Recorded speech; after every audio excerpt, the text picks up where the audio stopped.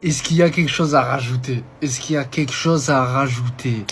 Rien. Lamentable. Lamentable. Les gars, Petkovic, c'est pas possible déjà. C'est choix catastrophique. Regardez les gars, en même temps, les gars, vous voulez espérer quoi avec cette équipe qui est complètement fatiguée? On dirait que c'est une équipe qui joue tous les 2 jours. Une équipe de fatigués avec des joueurs de fatigués. Comment vous voulez aller loin? Vous avez Haït Nouri, en fait, le mec, il est pas venu pour gagner. Il est venu seulement pour essayer de mettre des petits ponts et faire la passe en retrait. Après, on va parler des passoires qu'on a en défense. Les passoires, Rami Bensebaini et Aïssa Mandji. Ils servent à quoi? Ils défendent qui? Ils défendent contre qui? Contre quoi? Ils défendent l'Algérie, ils défendent à leur poste. On leur demande de défendre, ils défendent rien du tout. Le milieu, c'est le néant. Ça construit rien. Il y a Maza qui tente 2-3 trucs, et en même temps, je bégayais tout. Je bégayais tout. Étant donné que le mec, il est seul contre 11 à chaque fois. À tous les matchs, c'est pareil. L'Algérie élimine de la Coupe du Monde. Mais je remercie Allah d'une chose, les frères. C'est qu'il nous a pas mis contre l'Espagne. Parce que, wallah, les frères, on serait tombé contre l'Espagne. J'ose pas imaginer ce qui se serait passé pour nous. On serait tombé contre l'Espagne à la place de l'Autriche. La tête de Ham, je crois, on aurait pris 6-7 buts. Mais premier degré, genre, on pue la merde. On est trop nuls. On schmoute. Ouais, c'est du jamais vu. On a veillé toute la nuit, on n'a pas dormi pour voir des schmettas nous représenter. Des schmettas nous représenter. Afaf, virez-le, c'est un conseil, virez-le. Parce que je vous jure que vous allez vous attirer les foudres de tous les Algériens. La tête, on veut plus de ce mec. On veut plus de ce mec. Écoutez le peuple pour une fois dans votre vie. S'il vous plaît, virez-le, prenez un autre entraîneur, s'il vous plaît. Il nous a saboté pendant 2 ans avec ses choix de merde. C'est fini, on veut plus de lui. Là, c'est le truc de trop. On est limite de la Coupe du Monde, on veut du changement. Stop. Les seuls Algériens avec du cœur qui étaient prêts à mourir pour le maillot, on les a pas sélectionnés. Bounedjah, on l'a pas sélectionné, alors que c'est le seul joueur qui est prêt à mourir pour l'Algérie sur le terrain. Et Benasser aussi. Voilà où on en est, à cause de votre sélectionneur de merde. Ça, c'est le résultat de toutes ces années où vous avez tout simplement falsifié tout ça. Ça, c'est que l'envers du décor. On pue la merde. Mais le fait qu'on gagne des matchs, ça a caché tout ça. Mais la vérité, c'est qu'on est nul et qu'on pue la merde et que Petkovic il pue la merde. Juste à sa compo de merde, tu vois que c'est un putain d'infiltré suisse qui voulait la victoire de son pays qui est la Suisse et qui voulait couler l'Algérie. Fin de l'histoire. Il nous a bien berné. Casse-toi Petkovic. Casse-toi Petkovic. Et la FAF, s'il vous plaît, entendez-nous et virez cet incapable. Merci. Oh là, on est devenu une équipe de 3e zone. On est devenu une équipe médiocre. Dans une charnière centrale, Mandji Bensebaini. Quand est-ce que cette charnière centrale, elle nous a apporté satisfaction? Tu joues avec une défense à 3. Ta Belaïd, c'est ton meilleur défenseur, il joue jamais. Bourbina, il casse la cage face au Congo. Aucune confiance, aucune minute. Amin Gouiri, il fallait rester avec les espoirs. T'es nul. C'est le néant, c'est zéro. C'est rien. T'es un entraîneur qui change de joueur continuellement. À chaque match, tous les jours. Zirouki, Bentaleb, Awar, lui. Titraoui, grosse saison. Il joue jamais. Il joue jamais. Ta fédération enfonce droit dans un mur. On est foncé droit. On a foncé, on est rentré dans ce mur. On n'a rien proposé, on n'a même pas eu un semblant d'eux. On n'y a même pas cru aujourd'hui. On se lève le matin à 6h, 5h, 7h, on a des cernes, on est marqué. À cause de vous, il n'y a rien. Les joueurs, ils sont perdus sur le terrain. 45e minute de jeu, t'encaisses le deuxième but, t'es pas capable de cadrer ne serait-ce qu'une seule frappe. T'es pas capable de cadrer ne serait-ce qu'une seule frappe. En 2014, on avait des hommes, des guerriers. Ils ont joué contre les champions du monde. Et regardez le match qu'ils ont réalisé. Aujourd'hui, on a affronté une Suisse à 50%. On a tous voulu éviter l'Espagne pour jouer la Suisse et avoir le sentiment de pourquoi pas aller en 8e de finale. Mais non, rien. Sur les 90 minutes, j'ai pas eu une once d'espoir de se qualifier aujourd'hui. Rien. C'est pour ça que j'arrive même pas à être triste. J'arrive même pas à être déçu. Je suis dégoûté. Il faut raser tout de A à Z. De la fédération à l'entraîneur, aux joueurs. Tout le monde. Bon, les frérots des Z, j'ai pas pu regarder le match en entier parce que 5h du matin, c'est vrai que ça fait tard. J'ai regardé la première mi-temps. J'ai dit, je vais aller me coucher. J'espère que quand je me réveille, le résultat sera positif pour vous. Bon, malheureusement, il est négatif. Bon, voilà, c'est comme ça, éliminé. Donc, voilà, bienvenue dans le club des éliminés, hein, bien entendu. Voilà. Sénégal aussi, on est éliminé, comme la Côte d'Ivoire, comme le Congo. Donc voilà.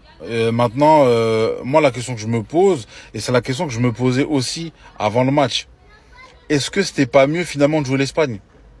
Est-ce que c'était pas mieux finalement de jouer le coup jusqu'au bout? Tu vois?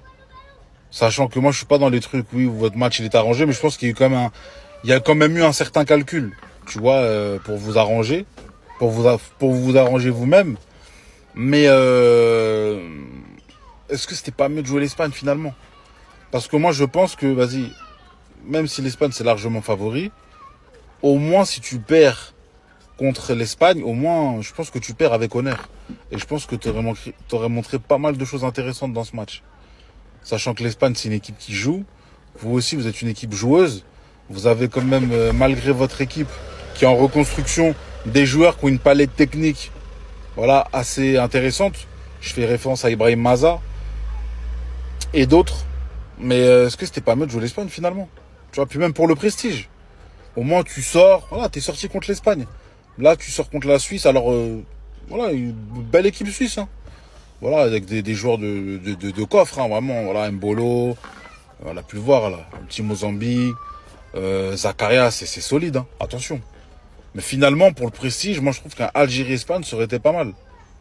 Bon, voilà, hein, c'est comme ça. En tout cas, je vous jure, là, le combo, là, votre coach, là, Tatane et Lucas Zidane, non, c'est plus possible. C'est plus possible. Mais ouais.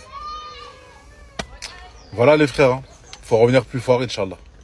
Les gars, je trouve pas d'excuses, hein. Mais en vrai, les gars, l'Algérie, c'est la seule équipe qui joue aussi tard. Comment tu fais des matchs à 5h du matin aussi, frère? 5h du matin, 4h du matin, 3h du matin. En vrai, ils sont fatigués, les joueurs d'Algérie. Jouer aussi tôt comme ça, aussi tard, aussi tôt, c'est quoi? C'est tôt ou c'est tard, 5h du matin? Je sais même plus. Moi, je pense que si on avait joué plus tôt dans la soirée, style 22h, 23h, je pense qu'on aurait pu faire des matchs. Je pense que là, on serait en quart de finale déjà. Mais on le saura jamais, en fait. Voilà, je pense que Petkovic, il peut pas jouer aussi tard parce qu'il est vieux, il est fatigué, il est compo, en fait. Peut-être qu'il est tellement KO qu'il fait n'importe quoi. Tant il a mis Zero Kim, il pensait que c'était Awar. Tant Marez, il a cru que c'était Boulbina, je sais pas. Moi, c'est la seule solution que je trouve, les gars. Jouer à 5h du matin, je suis désolé, mais voilà. On n'est pas des équipes qui jouent à 5h du matin. Voilà, il fallait nous mettre à d'autres heures et je pense qu'on aurait été meilleurs. C'est un scandale. Toutes les équipes africaines, elles jouaient entre 20h et minuit. Et nous, on jouait 4h du matin, 3h du matin. On a joué l'Argentine à 3h du matin. Mais comment tu veux stopper Messi à 3h du matin, les gars? Moi, je pense qu'il y avait un complot et je pense que si l'Algérie avait joué plus tôt, on aurait été super loin dans la compétition. Voilà, c'est que mon avis. Je suis pas en train de faire le rabat-joie. Je plaide pas la folie, ça va très bien.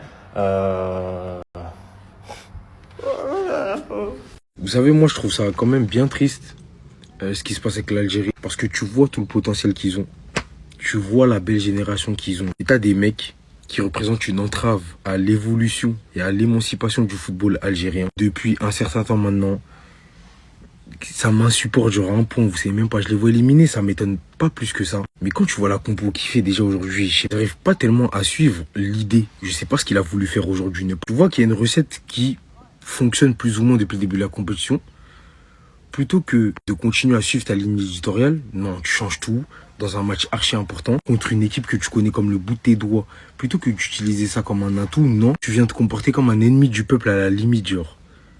T'as voulu t'inventer, t'ériger en Guardiola, genre. Être le grand sauveur de l'Algérie, être un grand révolutionnaire tactique, inventer quelque chose qui a ni queue ni tête, qui n'a pas lieu d'être. Surtout pas en 16e de finale. Surtout pas dans un match aussi important que ce 16e de finale face à la Suisse. Petkovic, déjà, il doit plus rien faire en Algérie. Parce que peut-être que c'est moi qui suis trop nostalgique, mais l'impression que j'ai quand je vois cette équipe d'Algérie, c'est qu'elle est plus politique qu'autre chose. C'est une bande de mecs qui jouent, mais que parce qu'ils ont tel ou tel statut dans leur club. Des Zerouki, t'as l'impression que c'est le fils d'un ministre, mais jamais de ta vie doit jouer. Ça fait je sais plus combien d'années qu'il est plus bon. Ce mec ne doit pas être titulaire en Algérie, je comprends pas. J'ai rien contre lui personnellement, c'est juste que y a mieux. T'as un Ben Taleb, vieillissant, qui reste quand même bon, ça reste un très bon joueur de foot. Deux joueurs qui sont censés occuper le même rôle, qui jouent dans la même équipe, je comprends pas. Chaibi, Maza, fais ton choix, mais pas les deux en même temps. Tu fais jouer Ibrahim Maza en numéro 9, tu mets Oussem Aouar sur l'aile gauche, alors que t'as du Boulbina. En l'occurrence, Mohamed Amour, il était blessé. Et idem pour Nadir, Ben Bouali, pardon. En fait, t'essaies de comprendre ce qui se passe. Je me demande ce qui se passe dans cette fédération parce que faut savoir que moi, je suis quelqu'un qui suit l'Algérie depuis un moment maintenant. Je suis le football africain en général. Mais le cas de l'Algérie, c'est un cas qui est beaucoup revenu. On sait que ça fait pas mal de temps qu'ils changent de cycle. Ils ont beaucoup changé de coach au cours des dernières années pour faire un bond dans le temps. En repartant de Vaïd, t'as eu Vaïd Alilozic. On a suivi Christian Gourcuff, Georges Lekens, Rabat Madjer, Belmadi. En fait, il y a eu trop de changements déjà. En fait, il y a une instabilité. Je vous épargne des Rajvak, l'Espagnol, Alcaraz, qui sont venus faire de l'intérim. En Algérie, bref, j'ai l'impression que le seul moment où l'Algérie a eu une certaine continuité, une certaine stabilité, c'était sous Belmadi. Bah oui, parce que Jamel, c'est quelqu'un qui était beaucoup moqué en Algérie. Je pense qu'en fin de compte, c'était pas tellement lui le problème. Et un truc aussi que j'ai remarqué, c'est qu'en Algérie, l'équipe, elle a perdu son âme, j'ai l'impression. Elle dégage plus la ferveur qu'il y avait autour. Même quand je vois des Algériens, je sais pas, il y a plus la même énergie autour de l'équipe. Là, il y a plus d'âme, il y a plus rien, bref. Restez sobre, abonnez-vous les gars, ça attrape. Pardon, voilà, je m'excuse, toutes les équipes d'Afrique. Pardon, pardonnez-moi. Quelle horreur, quelle horreur. Oh, mais c'est quoi ce niveau? Donc on se lève à 4-5 heures du matin pour regarder ça. Il y a des gens qui vont se lever là pour aller au chantier. Il y a des mères de famille qui vont se réveiller pour donner le biberon. Et vous, c'est ça que vous donnez en retour. Face à la Suisse. C'est ça le comportement qu'on a. Waouh, quelle équipe. Oh, qu'est-ce qu'on est fort. J'en ai vu des matchs de football. Hein. Mais celui-là, oh, il m'a fait mal. À ce match-là, il m'a fait très mal. Pardon d'avoir critiqué les équipes d'Afrique. Parce qu'aujourd'hui, ce que j'ai vu, mais quelle horreur. Toi, oh, mais toi. Donc, tu joues un 16e de finale de Coupe du Monde contre la Suisse et tu mets pas d'attaquant. Je dis pas de gros mots. Nikachu mec. Voilà, 16e de finale, 0 attaquant. Non, lui, il a joué contre nous. Lui, c'est un Suisse, les gars. Lui, c'est un Suisse. Il a joué contre nous. Je veux rien savoir. 16e de finale, 0 attaquant. Bref, à bientôt. Allez, ciao, je peux plus. Voilà, je peux plus. Voilà. Ma haine, vous la méritez même pas. Vous aurez ni ma haine, ni ma tristesse. Si j'ai bien retenu une leçon avec cette équipe, mettez pas vos cœurs dans le foot. Vous vous attendiez à quoi? Vous vous attendiez à quoi? Fut un temps, les hommes qui portaient ce maillot-là, le surnom qu'ils avaient, c'est les hommes. Rjel. Vous avez laissé tomber votre capitaine, alors qu'il a été critiqué, il a pris sur le dos. Beaucoup de critiques que d'autres joueurs algériens méritaient, il les a pris pour lui. Vous avez laissé tomber notre petite pépite. Le seul à courir, le seul à mouiller le maillot, ou l'un des seuls. Je veux pas manquer de respect parce qu'il y en a 2-3 autres qui ont couru. Vous croyez que je vais me rendre malade? Alors que mon coach, il va au mondial, il dispute 4 matchs, il t'aligne 4 compositions différentes, il te change de gardien au 3e match, il te met Maza qui est 10, faux 9, dans un match coup près à élimination directe, peut-être que c'est Vicente Del Bosque. La fédération, elle s'en fout aussi. Elle voit que le mec il fait pas du bon taf. Avant la Coupe du Monde, elle le prolonge jusqu'en 2028. Et vous attendez de moi que je me rende malade, que je vienne vous faire un débrief, crier, être énervé parce qu'on s'est fait taper par la Suisse qui a même pas joué à 20%. Des joueurs, on en a. Le talent, c'est pas ce qui manque. On n'est pas foutu de convoquer les bons joueurs. On n'est pas foutu d'avoir un coach cohérent. Évidemment, quand tu tombes sur une équipe cohérente comme la Suisse, tu te fais dérouiller. Et encore, de vous à moi, 2-0, c'est pas cher payé pour le match qu'on a pondu. Ah, les 10 premières minutes, j'ai rêvé. Incroyable. Et après, la douche froide. Donc non, là, non. Je me faisais pas d'illusions sur ce match. Le seul espoir que j'avais, c'était de sortir la tête haute. De voir des joueurs qui meurent sur le terrain. J'ai vu des U17 se faire bousculer par Zakaria. Gagner aucun duel aérien. Allez, c'est pas notre force, pas de souci. J'ai vu un pressing claquer. J'ai vu des joueurs marcher sur le terrain. Posez-vous juste les bonnes questions. Aujourd'hui, il y a des joueurs qui méritent de porter ce maillot. Il y en a d'autres qui méritent plus d'être appelés ne serait-ce qu'une seule fois. T'as la chance de participer au mondial. T'as tout un peuple derrière toi. Tu joues ni pour toi, ni pour tes coéquipiers, ni pour ton peuple, ni pour ton capitaine, ni pour ton coach. Tu joues pour personne. Tu joues pas. Tu marches sur le terrain. Voilà ce qui arrive. Ce qui me fait de la peine dans tout ça, c'est que la plupart d'entre eux, ils vont continuer leur petite vie. Pendant qu'il y a des gens qui vont se rendre malades pour le match qu'ils ont regardé. Il y a des humains qui travaillaient, qui sont réveillés pour regarder les matchs de la sélection à 4 heures, à 5 heures, à 6 heures. Et c'est comme ça que vous les avez remerciés. Bravo. Bravo à l'école. Rjel. Bravo.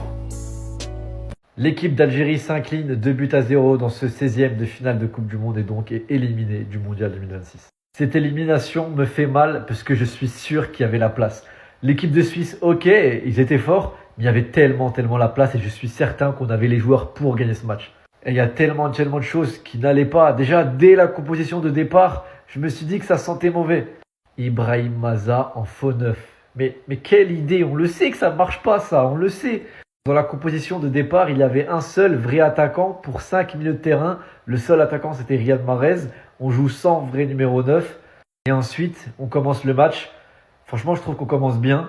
Et première occasion suisse, on prend un but. C'était leur première occasion. En fait, c'est bien d'avoir la balle, c'est bien d'avoir des occasions. Mais si la Suisse marque à la première occasion, s'ils ont une seule occasion et ils sont dangereux, c'est pas possible, c'est pas normal.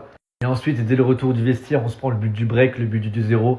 Là, le but, là, il nous a tués. Voilà. Psychologiquement, il nous a tués. Là, ça a tué ce match. Et ensuite, il n'y a plus rien qui allait. Là, ça y est, ensuite, plus rien n'allait. Et ensuite, même les choix pendant le match. En fait, il y a tellement de choses que je comprends pas comment c'est possible.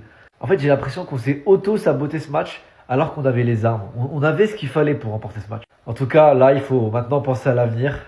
Il va falloir préparer l'avenir. Il y a beaucoup de préparation à faire, je pense. Beaucoup de travail.